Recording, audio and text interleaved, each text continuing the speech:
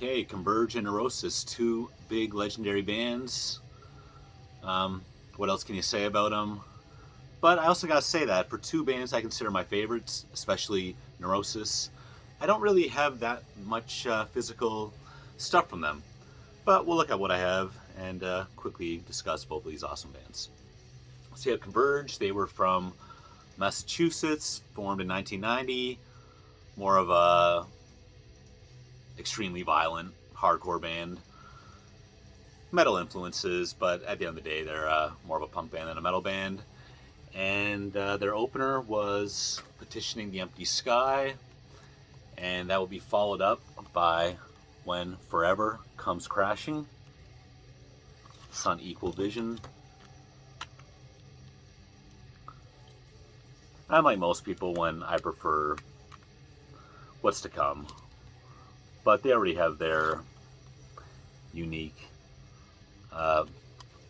style going for them. I think Jacob Bannon, the singer, handles all the artwork, when you see it. Next up is Jane Doe. This is their most well-known album, the most well-reviewed album, probably the best-selling.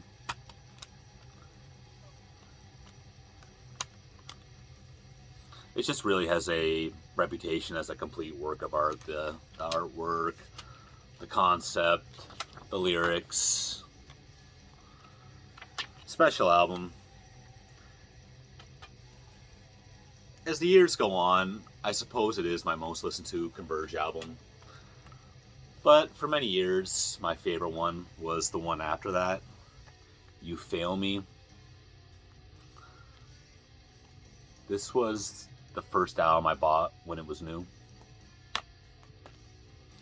And, again, was my favorite for many years. But Jane Doe, the classic album, has overtaken this spot. After that, they would have No Heroes, which is one of their best CDs. I think it's definitely a little bit more rockin', but a little bit more metal for sure. Don't have that one on CD, but that's in a string of 10 out of 10 albums that they're on right about now. That'd be followed by Axe to Fall.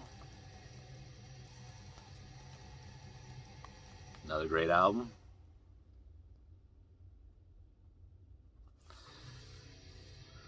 Wretched World, the last one. That's a long, more industrial song.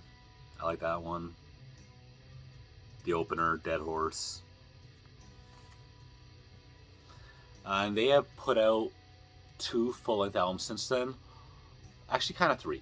All We Love, We Leave Behind, The Dusk in Us, Can't Complain, awesome albums. And most recently, 2021, they put out Blood Moon Volume 1, which is a collaboration with Chelsea Wolfe, who I'm a fan of. I've listened to, I think, 3 of her albums and saw her live once opening for Russian Circles.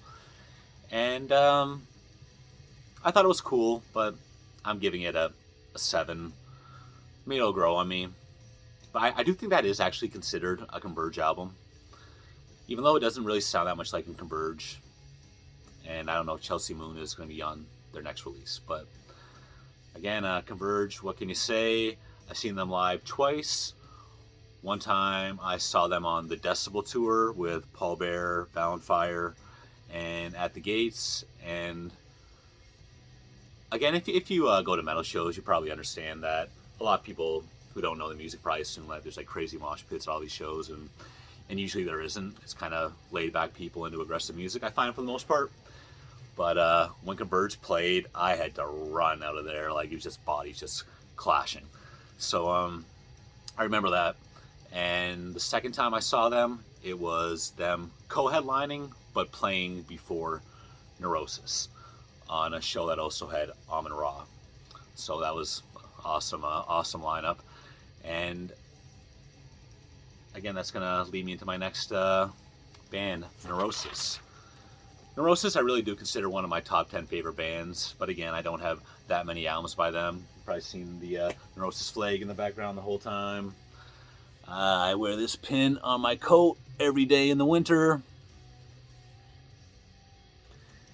And I've seen them live. Besides that one time, I saw them live 2 other times, and they both had amazing bands opening for them. One time they had Bellwitch, and then the other time it had Brothers of a Sonic Cloth, which were a band with Tad from that. Remember that band Tad in the 90s? The guy from them. And The Body. So that was another cool lineup. And those were all 3 times I've seen Neurosis are 3 of my most sentimental shows. They're one of the best live bands ever to me. So they started in 1985 as a punk band, and their first album was called Pain of Mind. And then there was Word as Law, which is still punk, but kind of becoming the Neurosis we are to witness coming forward. And that is Souls at Zero. This is where Neurosis really found their sound. Amazing record, 10 out of 10. Sorry about that.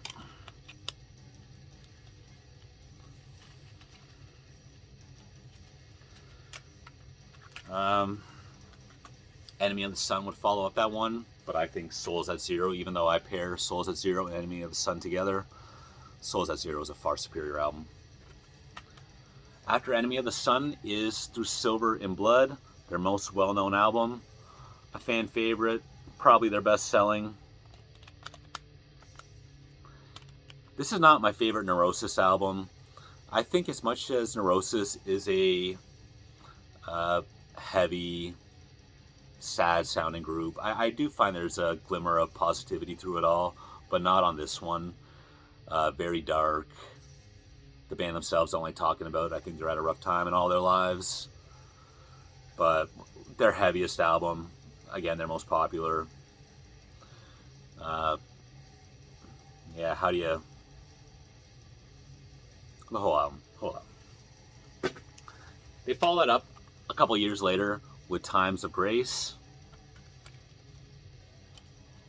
I pair these 2 up together, Through Silver and Blood and Times of Grace. Times of Grace is not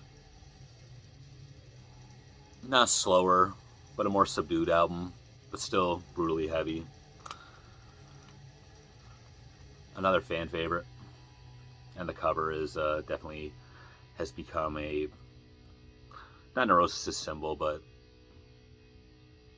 an important part of their imagery.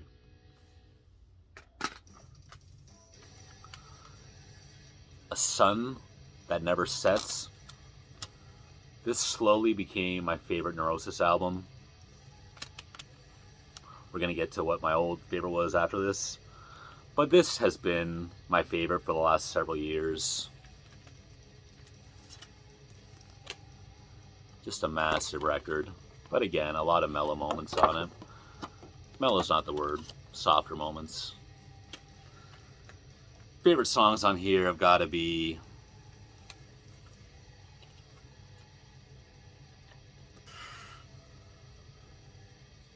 the title track and Stones from the Sky. One of the best albums ever. 10 out of 10. What came after that is The Eye of Every Storm. I do not have that one on CD, and it's actually quite hard to find right now. Another 10 out of 10.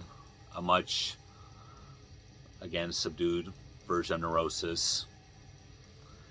And after that point, it would be a little bit of a break. But they would come back again with Given to the Rising. This is the first Neurosis album I bought, brand new. And at this point, they moved on from Relapse Records towards their own record label, Neurot Recordings, which has already been in existence for many years, putting out other people's stuff.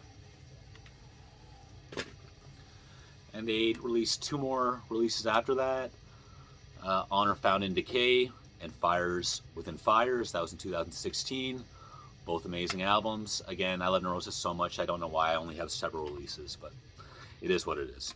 And right now, their future's up in the air. I won't get into it, but Scott Kelly, one of the singer and guitar players, has retired from music.